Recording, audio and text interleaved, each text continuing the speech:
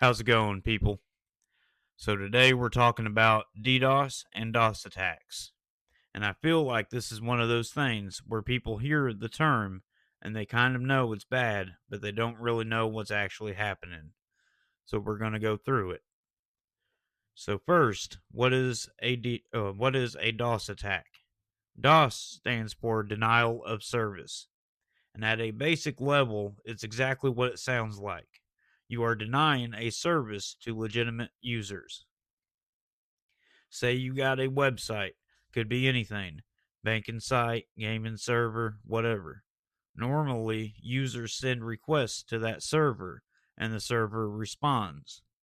Now, a DOS attack is when someone floods that server with a ton of requests, way more than it can handle. And what happens is the server gets overwhelmed, it slows down, or it crashes, or it just stops responding completely. So now real users try to access the site and they can't. That's the whole goal. In a basic DOS attack, it's usually coming from a single source, one machine, just blasting requests at a target. And you might be thinking, okay, that sounds bad, but can't you just block that one machine? And yeah, a lot of times you can, which is why by itself a simple DOS attack isn't always that effective anymore. And that's where DDoS comes in. DDoS stands for Distributed Denial of Service. Same idea, but way more powerful. Instead of one machine, you've got thousands, sometimes hundreds of thousands, of machines all sending traffic at the same time. And these machines are usually part of something called a botnet. Basically, a bunch of compromised devices. Stuff people don't even realize have been hacked. And all of those devices are being controlled by an attacker. So when the attack starts, it's not just one source anymore. It's coming from everywhere. Different IP addresses, different locations, all hitting the target at once. And now it becomes way harder to stop because you can't just block one IP. If you try that, you might end up blocking legitimate users too. So, what does this actually look like in real life? Well, think about a website that suddenly gets hit with way more traffic than normal. Except it's not real traffic, it's fake requests. Over and over and over again.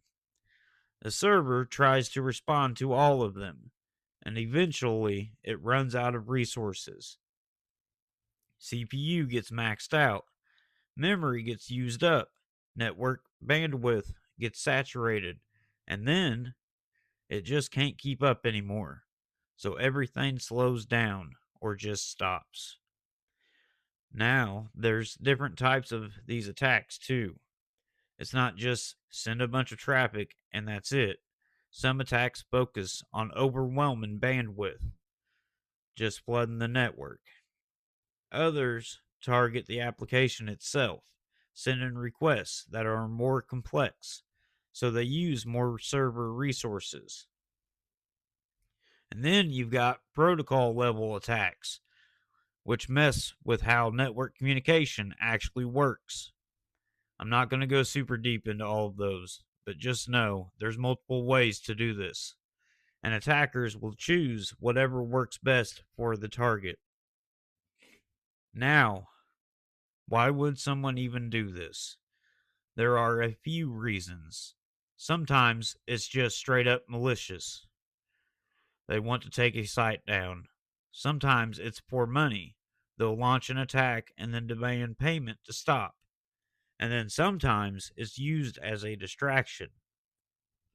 So while the company is dealing with a DDoS attack, something else is happening in the background, like an attempt to breach the system. So it's not always just about taking something offline. How do companies deal with this? There's a few things. One is traffic filtering, trying to identify what's legitimate and what's not. Another is using content delivery networks, CDNs.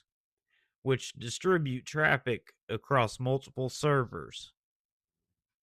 So there's no single point getting overwhelmed. And then you've got things like rate limiting, which basically says, okay, this source is sending too many requests. We're going to slow that down or block it. And there are also specialized DDoS protection services that are built specifically to handle this kind of traffic. But the reality is, no system is 100% immune. It's more about mitigation, not total prevention. A lot of these attacks rely on insecure devices, like people not updating their routers or leaving default passwords on things. That's how devices end up in botnets. But yeah, that's basically what's going on. A DOS attack, one source, overwhelming a target. A DDoS attack, many sources, doing the same thing, but way harder to stop.